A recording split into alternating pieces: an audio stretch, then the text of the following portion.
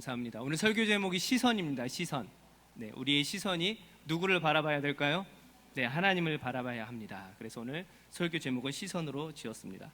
우리가 살아가면서 무엇을 보는가는 엄청나게 중요합니다. 그리고 사람들이 중요하게 보는 것은 사람들이 그 보는 것에 중요한 가치를 부여하기 때문에 우리가 그것을 바라보는 것입니다. 세계 최고 경영자 중에 한 명인 워렌 버핏이라는 사람이 있습니다. 혹시 이름 들어보셨나요?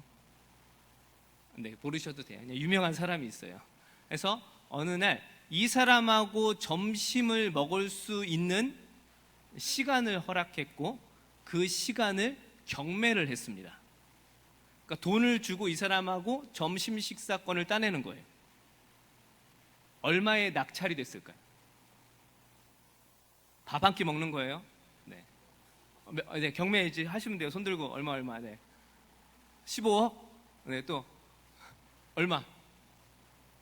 네? 억 단위예요, 억 단위. 몰라요? 네, 40억 낙찰됐습니다. 밥 한 끼를 먹기 위해서 얼마를 투자했어요? 40억. 세계 최고 경영가이기 때문에 그 사람한테 좋은 정보를 듣고 이렇게 질문하고 개별적으로 맨투맨으로 둘이 얘기할 수 있는 경매가가 40억이었어요. 우리는 만날 수 있을까요? 없을까요? 40억이 없잖아요.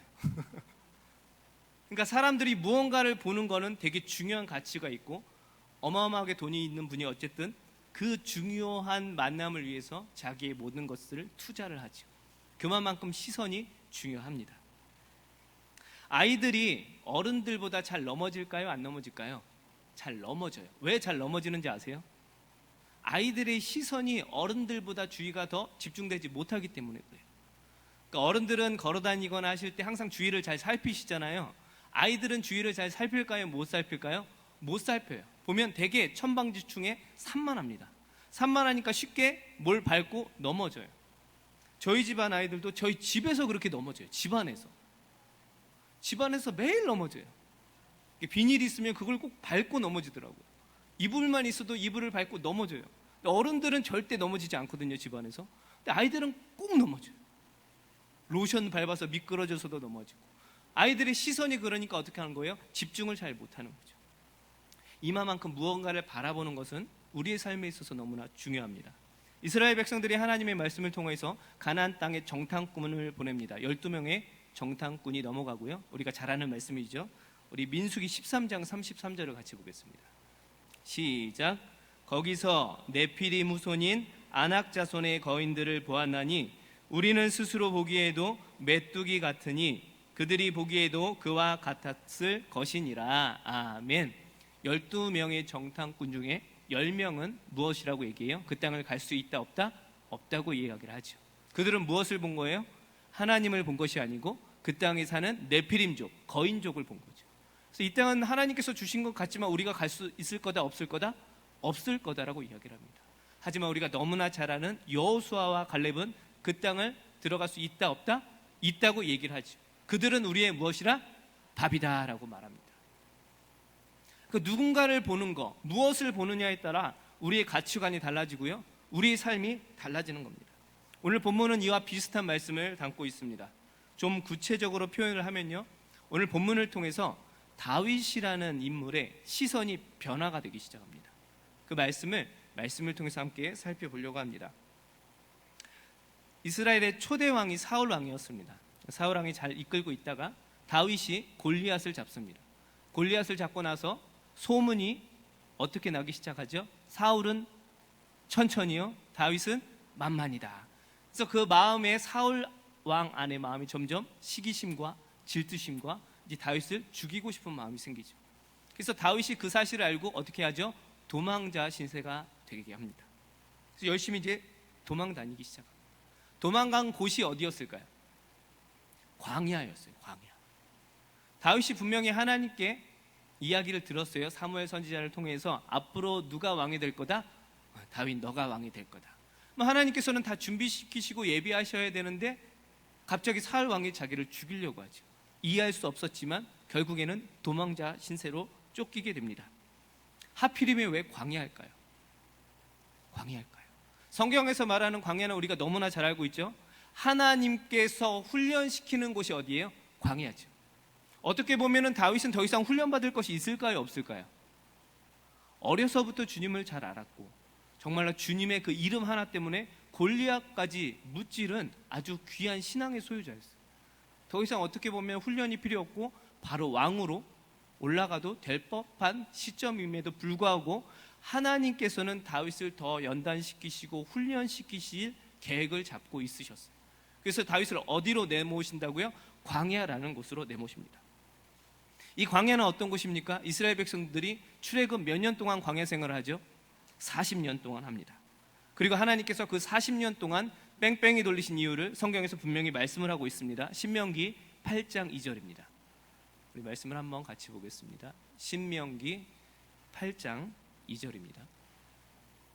화면이 안 나오시면 성경을 찾아주시면 감사하겠습니다. 네. 찾다가 화면이 나오시면 고개를 또 드셔도 됩니다. 네. 함께 볼까요? 시작. 내 하나님 여호와께서 이 40년 동안에 내게 광야 길을 걷게 하신 것을 기억하라. 이는 너를 낮추시며 너를 시험하사 내 마음이 어떠한지 그 명령을 지키는지 지키지 않는지 알려 하심이라. 아멘. 광야는 철저하게 무엇하는 곳이에요? 훈련받는 곳. 이스라엘 백성들이 그러면 왜 40년 동안 훈련을 받아야 했을까요? 무엇으로 훈련을 했을까요? 그들이 가나안 땅에 가서 해야 될 게 뭐예요? 전쟁이었어요. 근데 그들의 이미 마음에 그리고 태생부터 그들은 전쟁할 수 있는 마음의 사람들이었을까요? 애굽의 노예로 몇 년이 있었어요? 430년간 노예로 있었어요. 노예의 피로 태어난 족속들이에요. 그들이 전쟁을 할 수 있었을까요? 전쟁을 경험해보지도 못한 사람. 그래서 하나님께서는 어디서 훈련을 시키세요? 광야 40년 동안 그들이 하나님의 군사가 되도록 훈련을 시키십니다. 그래서 그 말씀을 한 번 더 하시는데요, 출애굽기 13장에 나옵니다. 출애굽기 13장 17절 18절 말씀을 우리 함께 보겠습니다. 시작. 바로가 백성을 보낸 후에 블레셋 사람의 땅의 길은 가까울지라도 하나님이 그들을 그 길로 인도하지 아니하셨으니 이는 하나님이 말씀하시기를 이 백성이 전쟁을 하게 되면 마음을 돌이켜 애굽으로 돌아갈까 하셨음이라. 그러므로 하나님이 홍해의 광야길로 돌려 백성을 인도하심에 이스라엘 자손이 애굽 땅에서 대열을 지어 나올 때에 아멘. 하나님께서 가나안 땅까지 거리가 2주 정도 걸리지 않지만 40년 동안 돌리신 이유가 거기서 블레셋 군인들을 보면 어떻게 할까? 마음이 무서워서 다시금 돌아올까? 그러니까 하나님께서 몇 년 동안 그거를 40년 동안 훈련을 시키실 계획을 잡으신 거죠. 이처럼 광야는 훈련받는 곳입니다. 모세가 40세 나이 때 어디로 나아가죠? 광야로 나아가죠. 혈기가 가장 왕성할 때, 사람을 죽일 수 있었을 때, 이집트 사람 죽이고 도망자 신세가 됩니다. 그러니까 하나님께서는 어떻게든 하나님의 사람들을 훈련을 시키시기를 원하는 거죠. 누구의 사람이니까? 하나님의 자녀니까. 마찬가지로 다윗이 광야 생활을 하긴 이유도 동일했습니다. 다윗은 광야의 도피 생활을 통해 그의 시선이 철저하게 누구를 바라보는 훈련을 할까요? 하나님을 바라보는 훈련을 합니다. 그리고 그 훈련된 모습이 나타나기 시작합니다. 오늘 본문은 우리가 25장을 읽었고요, 24장에 어떤 사건이 기록되어 있냐면 사울 왕이 다윗을 죽이기 위해서 군인 3,000명을 데리고 나아갑니다. 어마어마하죠? 몇 명 잡으려고요? 다윗 한 명 잡으라고. 군인을 3,000명을 데리고 잡으러 다닙니다. 그러던 어느 날 도중에 사울 왕이 급한 볼 일이 있어서 어디로 들어가죠? 굴속으로 들어가죠. 우리 24장 3절입니다. 사무엘상 24장 3절입니다. 길가 양의 우리에 이른즉 굴이 있는지라 사울이 뒤를 보러 들어가니라. 다윗과 그의 사람들이 그 굴 깊은 곳에 있더니, 이제 다윗의 사람들은 이게 찬스다, 하나님께서 주신 기회다, 사울 왕을 어떻게 하자? 죽이자라는 말을 합니다. 그게 24장 4절에 나옵니다. 제가 읽어드리겠습니다. 다윗이 사람들이 이르되 보소서, 여호와께서 당신에게 이르시기를 내가 원수를 내 손에 넘기리니 내 생각에 좋은 대로 그에게 행하라 하시더니 이것이 그날이니이다 하니 다윗이 일어나서 사울의 겉옷자락을 가만히 베니라. 하지만 다윗은 왕을 죽여요, 못 죽여요? 죽이지 못했어요. 왜 죽이지 못했을까요? 하나님께서 세우신 왕이었기 때문에. 그때까지만 해도 다윗은 누구를 바라보는 인생이었어요? 주님을 바라보는 인생이었기 때문에 하나님께서 하실 일이지 내가 어떻게 할 수 없습니다 라는 고백을 하고 그렇게 이야기를 하는 말씀이 사무엘상 24장 5절에 기록이 되어 있습니다. 제가 읽어드리겠습니다. 그리한 후에 사울의 옷자락 뱀으로 말미암아 다윗의 마음이 찔려라고 성경은 말씀합니다. 그러니까 다윗은 철저하게 누구의 사람이에요? 하나님의 사람이에요. 그러니까 하나님의 시선으로 모든 것들을 바라보기 시작하고요, 하나님의 시선으로 자기의 행동을 결정을 하는 거죠. 지금 내가 사울 왕을 죽일 수 있지만 죽이지 못하는 것은 철저하게 누구의 시선으로 바라본 거죠? 하나님의 시선으로. 하나님이 세운 하나님의 종으로 함부로 할 수 없음을 깨닫고 함부로 하지 못했죠. 그래서 조용히 사울의 그 옷자락만 베고 다시 도망갑니다. 이처럼 다윗은 철저하게 하나님을 바라보는 신앙의 사람이었어요. 그리고 그런 훈련들을 통해서 다윗이 수많은 시편을 기록을 합니다. 그 기록할 때 우리가 잘 아는 내용 중에 하나가 시편에서 자주 나오는 단어가 반석이라는 단어예요. 그다음 피난처, 요새, 내가 피할 바위. 그러니까 이런 말들을 통해서 누구를 경험하는 거예요? 하나님을 철저하게 광야에서 만나고 주님을 바라보는 시선이 되었죠. 그런데 오늘 본문에 갑자기 그러한 시선이 다시금 자신에게로 돌아오는 사건이 시작이 돼요. 되게 잘하는 것 같았는데, 완벽한 것 같았는데 결국엔 또 그 시선을 놓치고 누구에게로 온다고요? 자기 자신으로 오기 시작합니다. 그 사건이 사무엘상 25장의 사건입니다.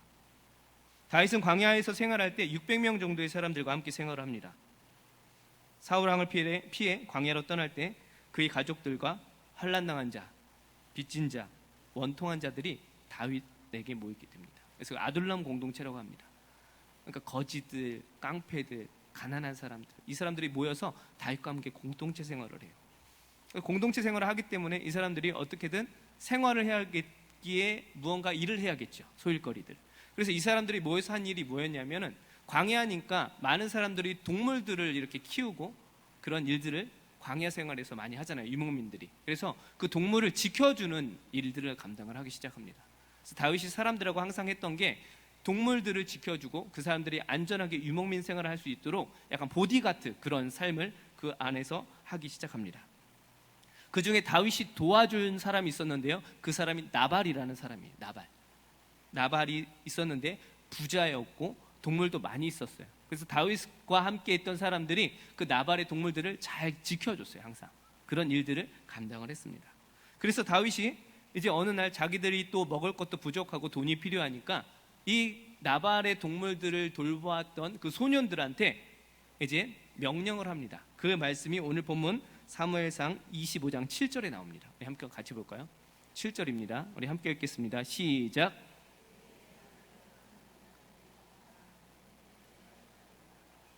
목자들이 우리와 함께 있었으나 우리가 그들을 해하지 아니하였고 그들이 갈멜에 있는 동안에 그들의 것을 하나도 잃지 아니하였나니. 아멘. 우리가 잘 돌보아 줬으니까 그만큼 뭐를 해달라? 은혜를 좀 베풀어 달라라는 것을 나발한테 이야기를 합니다. 그때 나발이 흔쾌히 허락을 했을까요? 허락을 하지 않습니다. 오늘 본문 25장 10절 11절 말씀입니다. 제가 읽겠습니다. 나발이 다윗의 사환들에게 대답하여 이르되 다윗은 누구며 이새의 아들은 누구냐? 요즘에 각기 주인에게서 억지로 떠나는 종이 많도다. 내가 어찌 내 떡과 물과 내 양털 깎는 자를 위하여 잡은 고기를 가져다가 어디서 왔는지도 알지 못하는 자들에게 주겠느냐 한지라. 아멘. 다윗이 이 소식을 듣게 되고요, 하나님의 시선이 자신의 시선으로 오게 되고 분을 내기 시작합니다. 그래서 칼을 들고 거기 있는 사람을 다 죽이기로 명령을 합니다. 오늘 본문 25장 13절입니다. 우리 함께 보겠습니다. 25장 13절 시작. 다윗이 자기 사람들에게 이르되 너희는 각기 칼을 차라 하니 각기 칼을 차매 다윗도 자기 칼을 차고 400명 가량은 데리고 올라갔고 200명은 소유물 곁에 있게 하니라. 아멘. 24장의 사건 기억나시죠? 사울 왕을 죽일 수 있었지만 죽이지 않았던 다윗. 왜요? 시선이 누구로 향했기 때문에 주님께로 향했을 때. 그런데 고작 은혜를 베푸지 못하는 그 나발 한 명 때문에 지금 400명의 사람들을 데리고 어떻게 해요? 칼을 들고 죽이려 가는 거죠. 왕을 죽일 수 있는 것도 참았던 자가 평범한 평민 한 명을 죽이고 싶은 마음이 갑자기 확 일어나는 사건이에요. 왜 이러한 일들이 일어났을까? 시선이 어디로 바뀌었을 때요? 자기 자신으로 돌아가기 시작합니다. 자기가 베푼 그 은혜의 대가를 요구했는데 그것이 되지 않자 어떻게 해요? 자기의 완력으로, 힘으로 죽이려는 계획을 짰습니다. 이 말씀을 통해서 우리가 알 수 있는 것은요, 우리가 조금만 형편이 좋아지면 우리 시선이 어디로 올까요? 우리 자신으로 온다는 거죠. 우리 사랑하는 성도 여러분들, 지금 우리 시선은 어디로 향하고 계십니까? 힘들 때는 하나님을 찾다가 좀 좋아지면 다시 우리한테 시선이 오지 않습니까? 지금의 우리의 상태는 어떠신 것 같습니까? 그렇게 완벽해 보였던 다윗도 혈기를 이기지 못해서 하나님으로 향한 시선이 사라지자 시선이 자기에게로 오기 시작합니다. 이스라엘 왕 중에 이러한 교만함으로 시선이 바뀌었던 왕이 등장을 합니다. 유다 왕 우시아라는 왕입니다. 우리 역대하 26장 5절 말씀을 같이 보겠습니다. 시작. 하나님의 묵시를 밝게 하는 스가랴가 사는 날에 하나님을 찾았고 그가 여호와를 찾을 동안에는 하나님이 형통하게 하셨더라. 아멘. 스가랴라는 선지자가 있을 때 날마다 말씀을 사모하기 위해서 스가랴를 찾아갔던 왕이 우시아였어요. 이 우시아 왕은 16세의 왕이 됩니다. 어렸을 때부터 왕이 되고요, 이스라엘을 52년 동안 다스려요. 52년간 다스렸다는 것은 하나님의 은혜로 잘 나라를 케어한 거죠. 스가랴가 사는 날 동에는 항상 무엇이 있을 때마다 시선을 하나님께로 해서 하나님 말씀을 듣기를 원했고 하나님께서 그의 삶을 날마다 형통하게 해주셨어요. 근데 그가 강성해지고 점점 교만해지기 시작합니다. 역대하 26장 16절 말씀입니다. 그가 강성하여짐에 그의 마음이 교만하여 악을 행하여 그의 안에 여호와께 범죄하되 곧 여호와의 성전에 들어가서 향단에 분향하려 한지라. 아멘. 그 당시 예배는 제사장의 특권이었습니다. 하나님께서 말씀하셨고 왕조차도 예배할 수가 없었고요, 제사장만이 예배를 집도할 수가 있었습니다. 그런데 이 우시아 왕이 교만해지고 강성해지자 하나님으로 향한 시선이 누구한테로 와요? 자기한테로 오기 시작하고요, 자기 마음대로 할 마음이 생깁니다. 결국 이 사건을 통해서 나병에 걸립니다. 죽을 때까지 궁에서 살지 못하고요, 나병 환자로 지내다가 생을 마감합니다. 우리 사랑하는 성도 여러분, 우리가 시선을 하나님께로 향하지 않으면 결국에는 그 시선은 우리 자신에게로 돌아옵니다. 우리는 무엇을 바라보고 계십니까? 무엇을 바라보고 계십니까? 우리의 인생 자체가 광야 생활이에요. 광야에서는 철저히 누구를 바라보셔야 돼요? 하나님을 바라보셔야 돼요.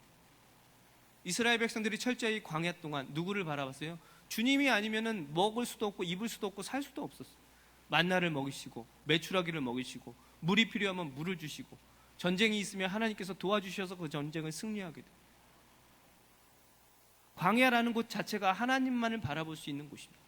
우리 인생 자체가 광야인데 우리는 여전히 하나님을 보다가도 조금만 엘람 같은 곳을 만나면, 엘림 같은 곳을 만나면 하나님을 무시하고 다시금 그 시선이 나에게로 오는 우리 인생들 아니십니까? 지금 우리는 무엇을 바라보고 계십니까? 다윗이 그렇게 잘 나가는 것 같았지만 그의 시선이 자기에게로 왔을 때 혈기를 이기지 못해서 칼을 들고 나발이라는 사람과 가족을 죽이려 나아갑니다. 서두에 말씀드렸듯이 광야는 무엇하는 곳이에요? 훈련받는 곳. 그 훈련을 누가 시키시죠? 하나님이 시키시죠. 하나님이 선택한 다윗, 이제부터 누구의 도움을 받을까요? 하나님의 도움을 받습니다. 다윗이 시선이 어떻게 돌아가는지 말씀을 통해서 계속 이어가겠습니다. 다윗이 그러한 모습은 전혀 다윗다운 모습은 아니었지만 그때 한 여자가 등장을 합니다. 그 이름이 아비가일입니다. 아비가일은 나발의 아내입니다. 아비가일의 이름의 뜻은 기쁨의 근원, 나의 아버지는 기쁘다입니다. 그러니까 기쁨이에요. 기쁨의 근원. 기쁨의 근원은 누가 되시죠? 하나님이시죠. 하나님께서는 이 아비가일을 만나게 하십니다.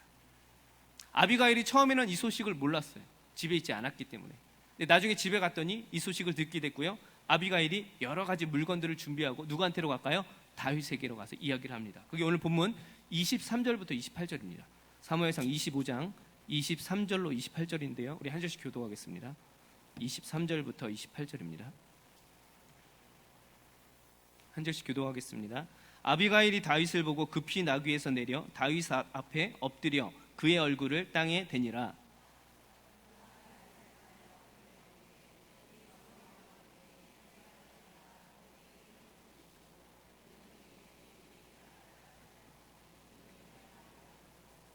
원하옵나니 내 주는 이 불량한 사람 나발을 개의치 마옵소서. 그의 이름이 그에게 적당하니 그의 이름이 나발이라. 그는 미련한 자니이다. 여종은 내 주께서 보내신 소년들을 보지 못하였나이다. 28절까지 혹시 안 나왔나요? 네, 시작.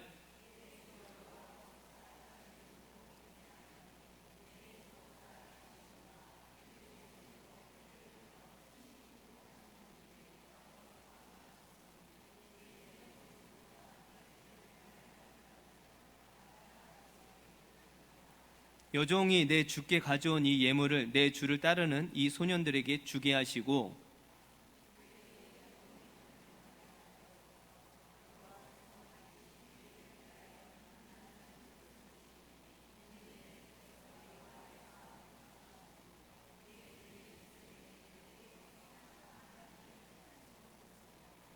아멘. 하나님께서는 아비가일이라는 여자를 통해서 다윗의 시선을 다시 회복시키십니다.